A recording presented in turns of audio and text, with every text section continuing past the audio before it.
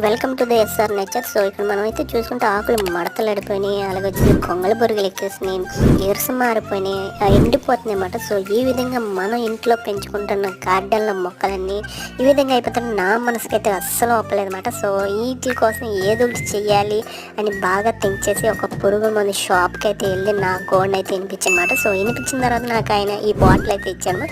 So just 5 ml 1 litre water bottle అయితే mix చేసామన్నాడు. పాల type వస్తుందంట. సో బీ సేఫ్టీగా అయితే ఉపయోగించాలి, ఎందుకంటే ఒక మాస్క్ కానీ గ్లౌస్ కానీ ఏమన్నా ధరించండి ఒకవేళ ఉంటే.